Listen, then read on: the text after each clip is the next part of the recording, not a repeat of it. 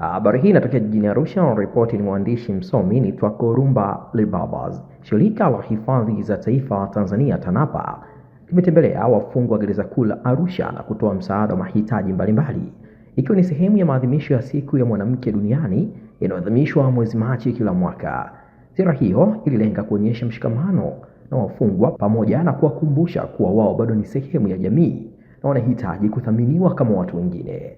Akizungumza wakati kukabidhi msaada huo, mwakilishi wa TANAPA ambaye ni afisa wa uhifadhi daraja la kwanza Francisca Bosco amesema kwamba lengo la ziara hiyo ni kurudisha kwa jamii pamoja na kuwapa faraja wafungwa waliopo gerezani. Katika ziara hiyo, TANAPA amekabidhi misaada na vitu mbalimbali ikiwemo pampers kwa wafungwa, taulo za kike, sabuni, nguo, viatu pamoja na mahitaji mengine muhimu. Aidha, wametoa wito kwa jamii kuwa na utamaduni wa kuwatembelea wafungwa, kwani baadhi yao hukaa muda mrefu bila kutembelewa na ndugu wala jamaa.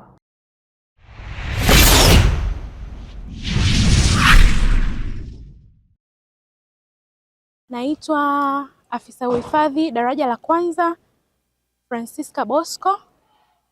Kwa niaba ya kamishna wa uhifadhi, management na watumishi wote wa Shirika la Hifadhi za Taifa Tanzania, leo hii tuko hapa tumewatembelea wafungwa wa gereza kuu la Arusha, ikiwa ni sehemu ya maadhimisho ya sikukuu ya wanawake duniani na kurudisha kwa jamii. Kama mnavyojua, mwezi huu ni mwezi Machi, ni mwezi wa wanawake.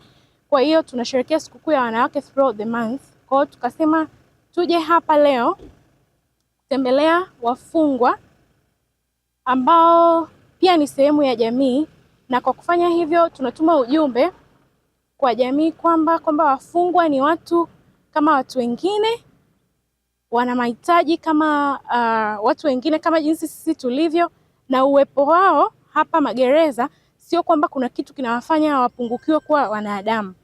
Kwa hiyo tumeleta vitu mbalimbali kama mnavyoona, tumeleta pampers kwa sababu kuna wafungwa ambao wana watoto, tumeleta taulo za kike, tumeleta sabuni, tumeleta nguo, tumeleta viatu na mahitaji mengine muhimu. Lakini pia tunatuma ujumbe kwa jamii na tunatoa wito kwamba wawe na tabia ya kuweza kuja huku magerezani kuwatembelea wafungwa, kwa sababu ni kweli wako ambao wanakaa hata mwaka mzima probably hawajatembelewa.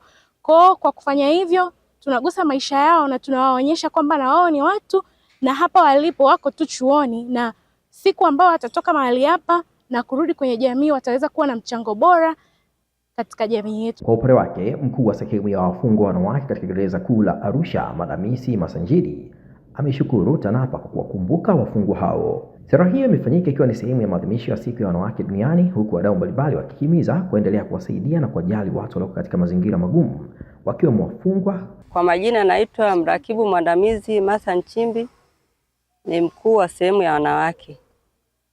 Kipekee napenda kutoa shukrani kwa kitendo hicho ambacho mmekifanya kuwakumbuka wenye uhitaji.